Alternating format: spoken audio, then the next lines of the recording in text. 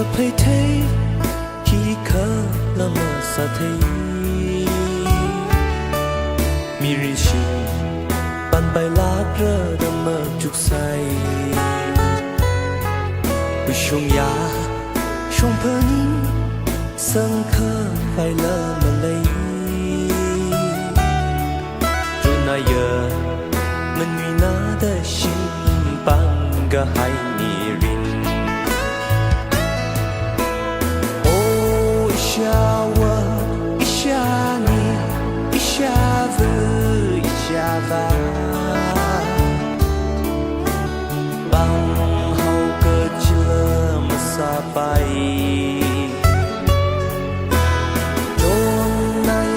Trôn naya mi rin cơ chi tung Awa ani wi sa cơ shi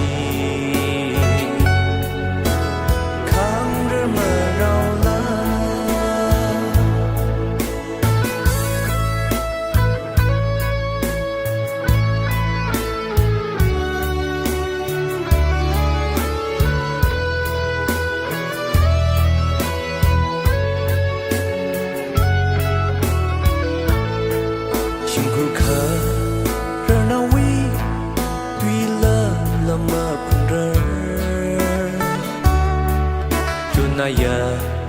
mình nguy na để xin bằng gỡ hai si thân dính rốt khờ ra li lơ mà ngờ mình rơ ngờ cao khờ vài lơ mơ lấy xa mi rin li à vừa à và li bơm lơ khờ uy bình được pa mình nguy na để xin bằng cả hai mi